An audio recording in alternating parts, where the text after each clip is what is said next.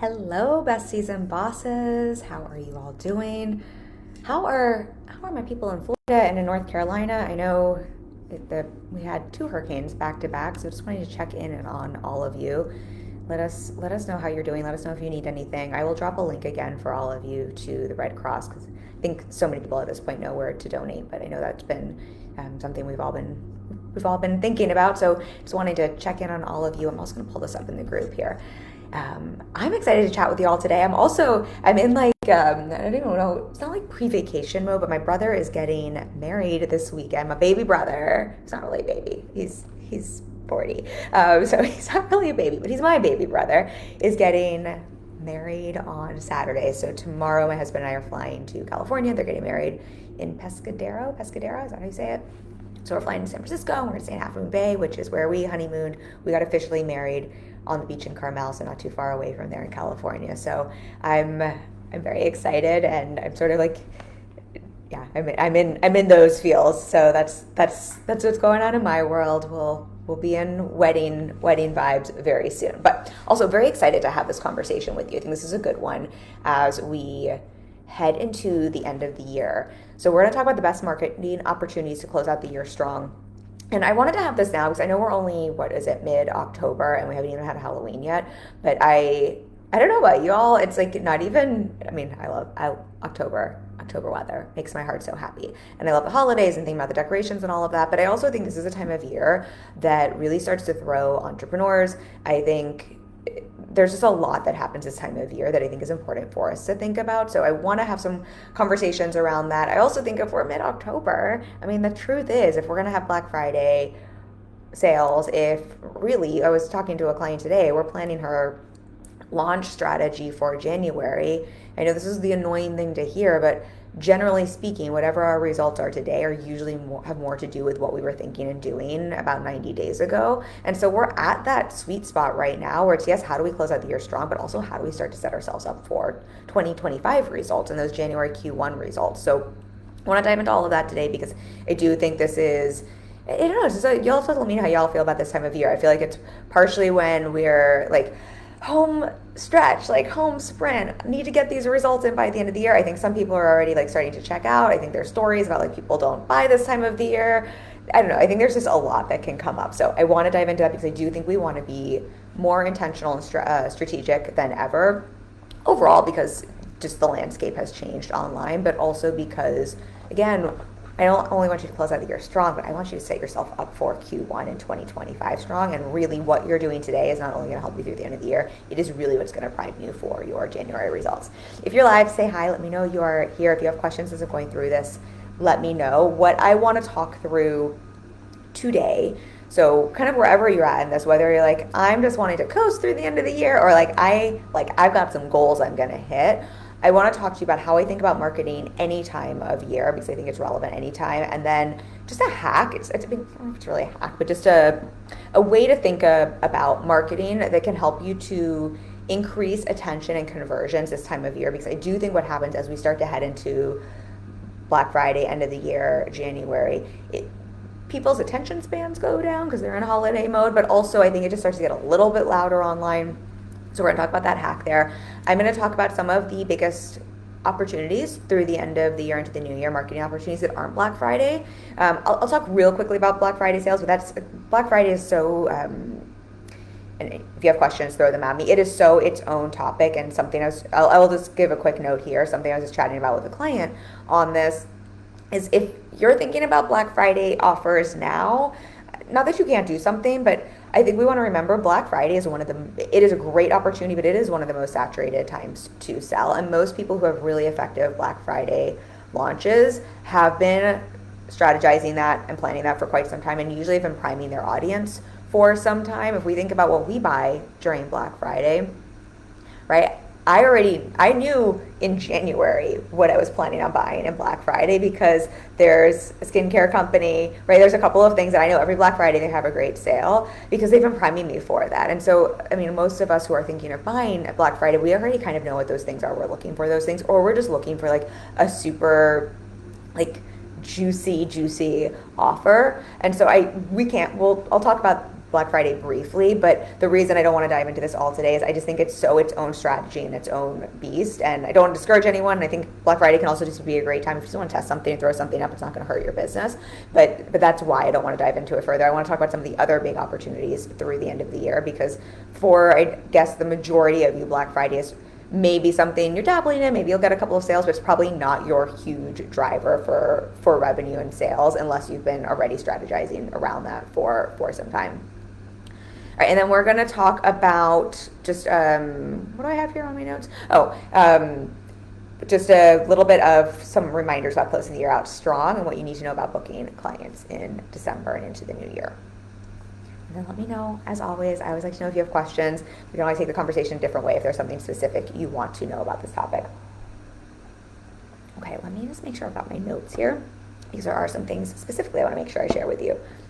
So I think just as an overall premise, I was just saying this earlier, but I think just something to remember is that it's sort of like twofold. People do buy this time of year in some ways. I think this is like the time where people are buying the most. And I think it can also be a more hectic time of year for people where people's attention spans are just lower. And I think it's already saturated online, but it's just louder in terms of sales and selling happening. And so I think that's just helpful I think we just always want to know what is the landscape we're in so that we can be really intentional, strategic. I think any time of year, what gets us in trouble is when we're just unaware of the landscape, or we have these like funny expectations. I mean, stories that can be limiting, but I think sometimes we can also have funny expectations around anything. And so I think it's just helpful for us to remember. And what I'm always thinking about, what I'm coaching clients around, is thinking about not just the whole landscape, but our audience in particular, our people in particular. What is true for them this time of the year? What are they going through? What are they thinking through? What is specific to them? Because that's really what's going to inform your marketing always. Right? This isn't just end of the year specific. This is always specific. But I think the more we can be tuned into that, and what I mean by that is, let me think of an example here. If you're a relationship, or let's say you're a parenting coach, right? If you're a parenting coach, right, what are your parents going through this time of year? Right? There's probably a whole bunch of stuff that's coming up around Halloween and coming up around the holidays and travel and kids being home from school, right? There's probably a lot that is coming up that is really specific to this time of year and specific to your audience in particular, both in terms of their needs and why they might want your services or your product, but also in terms of what they're juggling and holding that's going to determine the type of marketing they're able to notice and consume and what's really going to be relevant to them. Right? And so we want to be mindful of this, because a lot of times we just keep things exactly the same and static, and then we're frustrated when things don't work, but we're not adjusting with what our audience is adjusting to and with. If you were a relationship coach, maybe you help people find the love of their life, right? What's going on for them this time of year? They might be more lonely. They might be more, there might be different things that are heightened that are coming up for them. If you're a fitness and relationship coach, right? Yes, there's like the whole New Year's goals and wanting to get in shape and wanting to look good for the holidays, but maybe this time of year is super triggering for, let's say you help people with binge eating, for example, right? It might be super triggering around Halloween with all the Halloween candy or all the holiday parties. And so I'm reflecting this here because it's very helpful from a marketing perspective for us always to know, right? What are the challenges our people are going through? What's their experience? What are the things they want? But in any current season, what are our people particularly experiencing that we can support them with? And what I'm always going to think about is also then how does this affect what they're able to consume, what their bandwidth is, what they're going to pay attention to in marketing?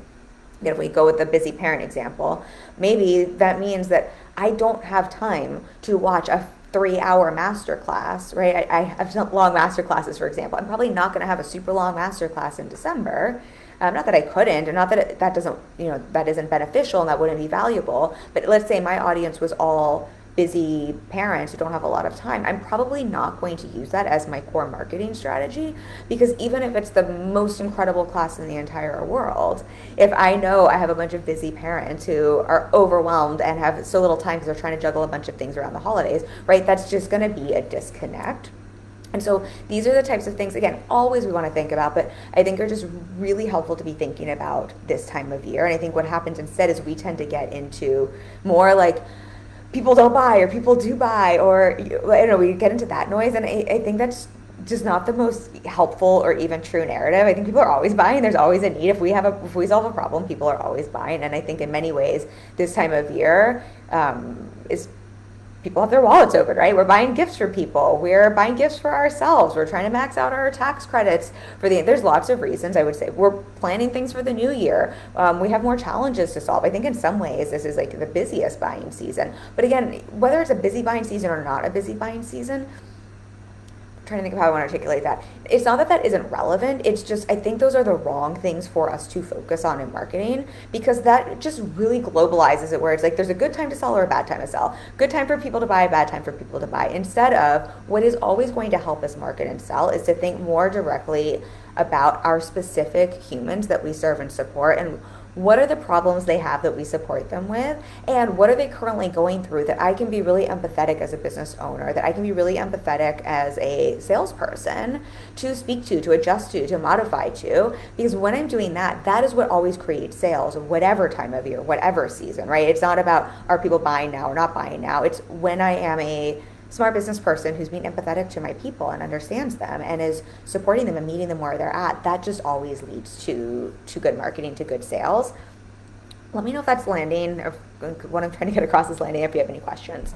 But just because I do know, especially as we start to head into December, and I know we're talking about this early, but again, what you're doing today is going to really impact your results in December and January. I know this is so frustrating to my clients sometimes. They're like, I want to make money now. I'm like, well, that's great, but also not that we can't run and sprint at some things, but usually what's happening now is the result of what you were doing 30 to 90, I would say like 45 to 90 days ago, usually on a minimum, right? That's when we start to see that play out. So that's why, especially if we're thinking about December, I really want you to be thinking about what you're doing now to really prep you and prime you for an easy December. Even if you want to take time off, that's okay too. We kind of always want to be marketing and bringing people into our world and setting yourself up for that success there. Which brings me to, I guess two things there. With what I'm saying here is, all that said, I do think there are some really great ways to maximize marketing, because the other thing I think about with marketing is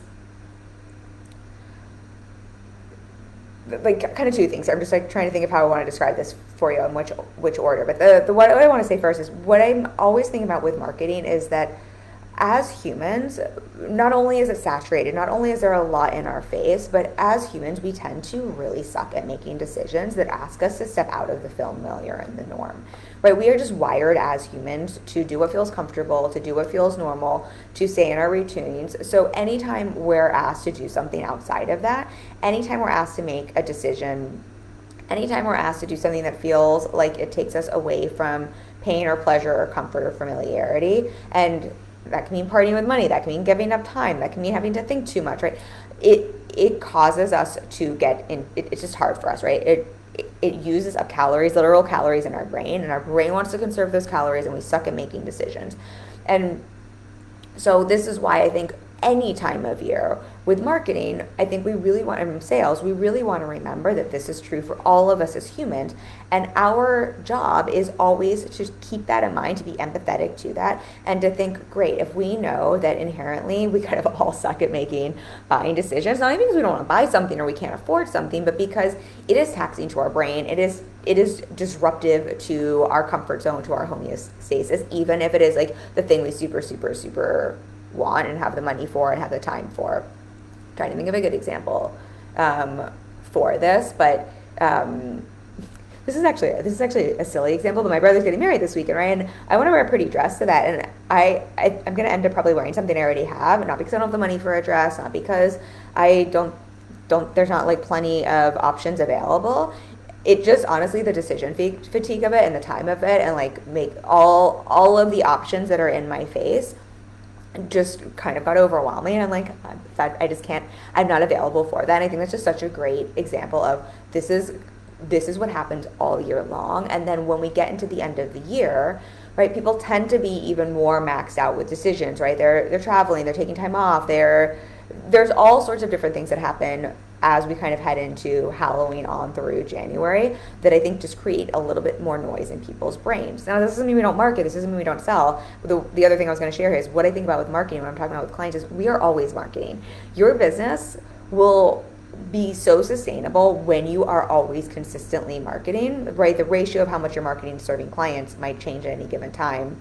We always want to be, we don't always want to, it's, what is it, ABC, always be closing? I don't think it's always be closing. I think it's always be marketing. That is the lifeblood of your business, because that's what is going to bring in people and sales reliably for you. And when I see people who either come to me because they've had trouble in their business, or things have kind of dried up, or they're having trouble in their business, not all of the time, a lot of the time it's because either there's a problem with the marketing, or they haven't been marketing consistently or with enough depth, right? It's that crucial. But we want to remember, again, what's going on at any time of year. And so if we know all of that, I think we just want to be thinking about what are the things that help someone to make a decision when their brains are a little more clouded, when there's just a lot more on their plate.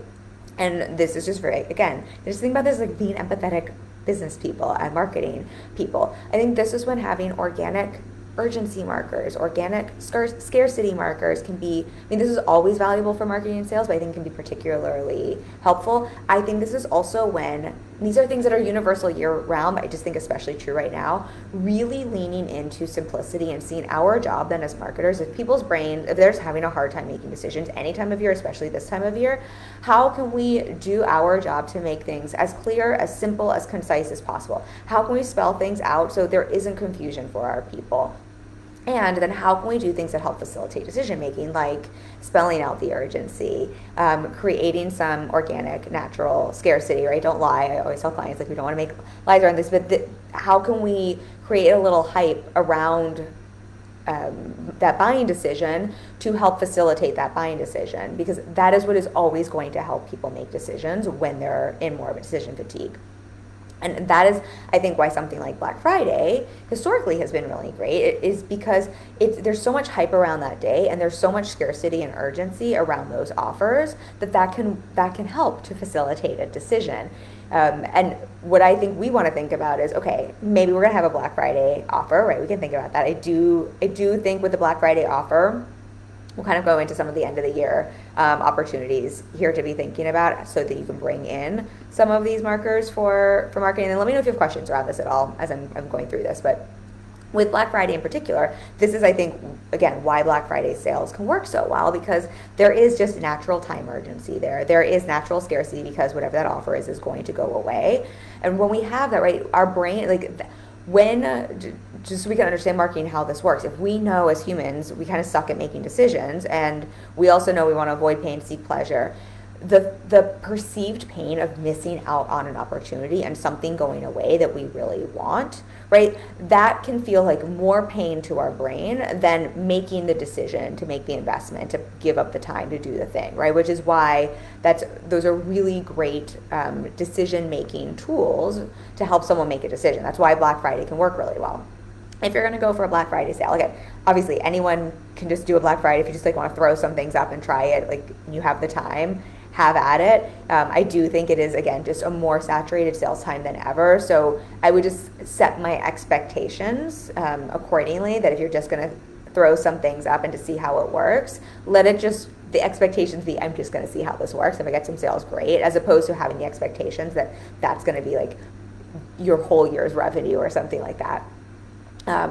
What I would say with Black Friday offers, if you want to use that as your urgency marker, because what I want us to be thinking about through the end of the year, sorry, I don't feel like I spelled this out very well, through the end of the year, is there are just so many natural opportunities throughout the year to create organic hype and organic urgency and scarcity, and Black Friday is one of those, but I'm going to share some other ones as well. But if you're using Black Friday as kind of that hype marker, I think one of the things we just want to remember, that I'm reminding clients if they're prepping this, is, this is a sale like anything else. It still requires prep. It still requires not launch, you have to have a launch, but in terms of the material, it's not just because you lower the price on something that someone is going to buy it.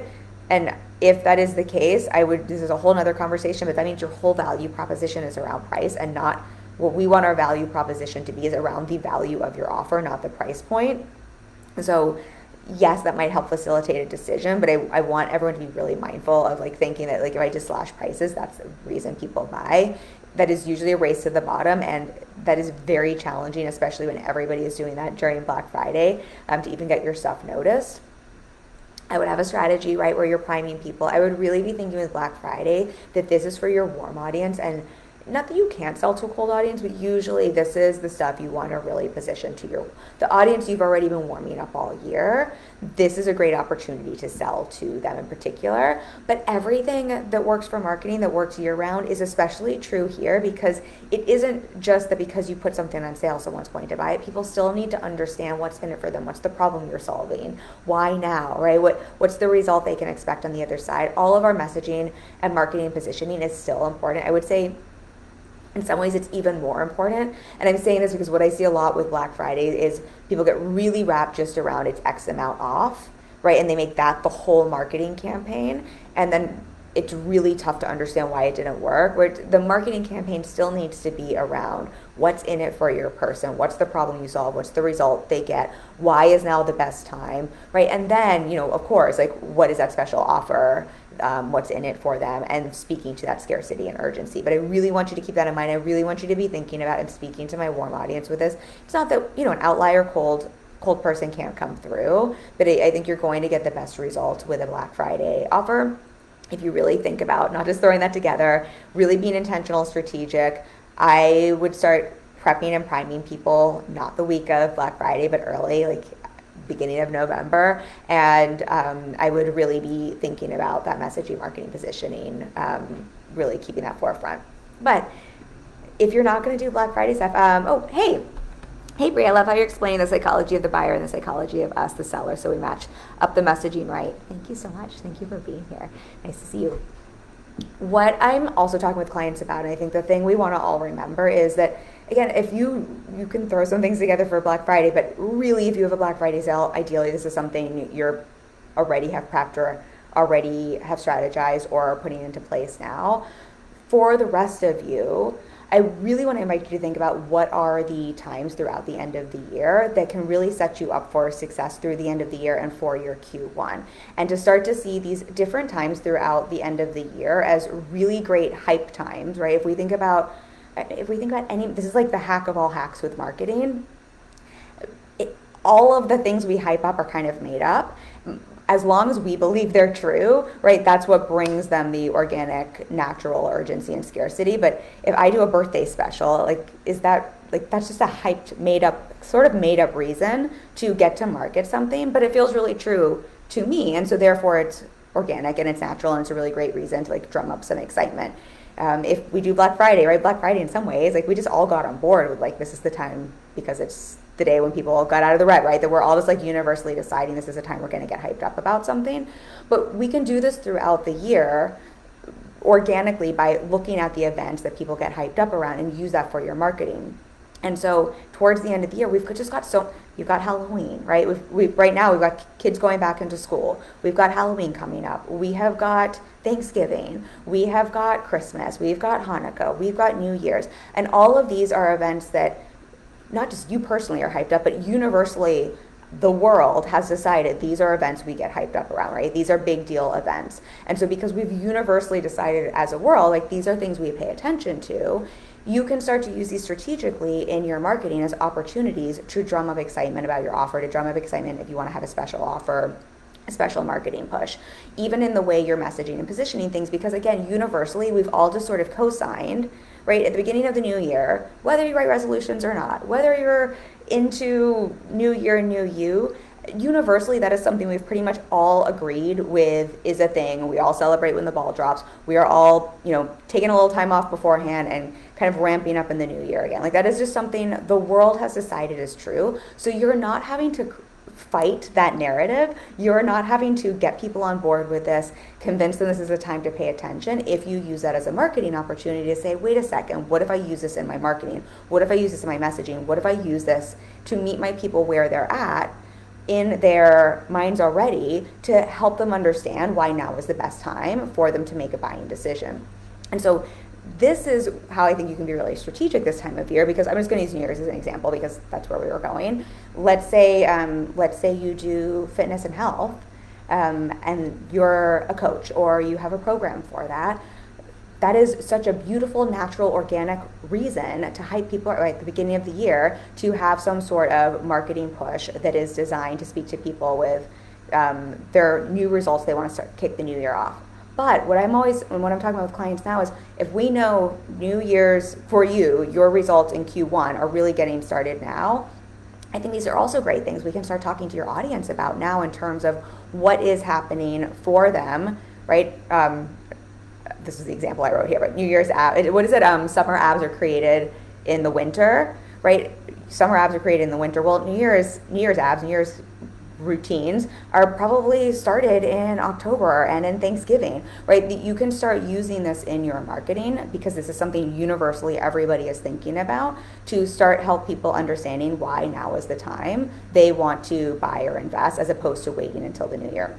Hopefully I articulated that way in a way that makes sense. Similarly, I think end of year, just in terms of marketing opportunities, or if this is just a time universally we've decided there are end of year specials, the holiday gifts, because we all give holiday gifts. These are such opportunities for everybody here to just naturally look at, wait, I want to market an end of the year gift or an end of the year special or last spots for this year or set yourself up for next year. These are really obvious, but I think sometimes we forget about those because we decide everybody's checked out at the end of the year. I think these are really easy and obvious things you can put into your marketing and opportunities to drum up some hype. And again, the reason I think these work so well is we don't have to do any legwork to convince people this is something that is true or to pay attention to, because we've all universally decided these are hallmark times that we're paying attention to certain things in our life. Okay, just seeing no questions there.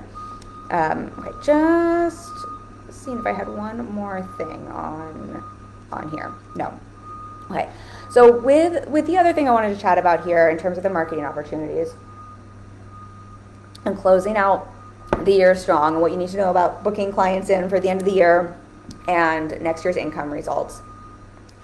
I think the other thing that comes up for so many of my clients is hearing all of this. And it's like, oh, great. So there's all of these just natural marketing opportunities where we can be speaking to these different reasons to get people excited, to hype them up, to pay attention to what it is you're offering, to what it is you're selling.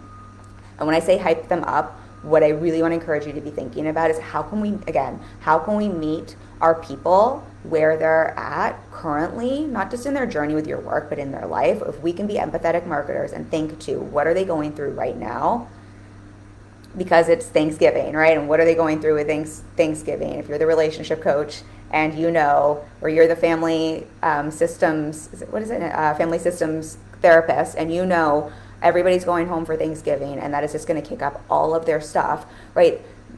Hype is maybe the wrong word here, but you can be a really empathetic and smart marketer to know I cannot just meet someone where they're at in terms of what they're going through, but I can meet them where they're at, what they're going through based on this event that globally we're all going through that is going to drum up things for them and make it really necessary for them to hire me to get this support. It makes it just that much more applicable this time of year. So I think all of that is true. These are great things for us to be thinking about. And I know what also happens is it can feel sort of like, well, wait a second. Like some of us want to like sprint towards the end of the year and it's like, wait, that means there's so many opportunities here to market. And then I think for some of you, there's also this like thing of like, I just want to slow down. Like WTF, like I don't want to have 45 launches before the end of the year. And so just to speak to that, because I know I keep saying this, but I just think it's so important to remember. I think two things can be true here. So your results in January in your business, your Q1 results are really the result of what you're doing now through the end of the year. And that is absolutely true. And I don't know, I wish I could just like paint a different picture and say like if you just coast through the end of the year, no big deal. But I do think there's just a reality, and I think it's just helpful to know we're all a choice, we're all a power. But Q1 results are the same with summer ads are made in the winter. Your Q1 revenue is made in the fall. All of that is true, and that doesn't mean you have to sprint through the end of the year. I think what that means is you can set yourself up for success to have a really easeful entry into Q1 where you don't feel like you've made a New Year's resolution, have Q1 be X number of revenue, and you feel like now you've just got to sprint and hustle, and then you're really frustrated because the results aren't showing up for you because you haven't had that runway before you. instead of doing that, I think you can see that as that doesn't mean you have to hit all of these marketing opportunities we talked about and sprint through the end of the year and hustle your face off and have 14 different launches. What this can mean is you can use what we're talking about here to inform your marketing, to inform your content, and to just make sure you're staying steady through the end of the year. Because what I think actually happens for most people is this time of year, there's a lot of marketing opportunities, but there's also just a lot of life opportunities. And we just think we're going to reset in January. And if we want to slow down this time of year, what I see most people do is not slow down and stay steady with marketing. I see them take their hands off the wheel completely and just sort of shut things down in October, November, and then expect to be able to pick back up in January. I think that's when we get ourselves into a lot of hot water. And so if you're hearing all of this that I'm sharing and you don't want to sprint through the end of the year, you don't want to have a Black Friday sale, you don't want to, have special sale opportunities with Thanksgiving and with Christmas and end of the year and the beginning of the new year, and all that just feels like, oh my gosh, my brain's going to explode.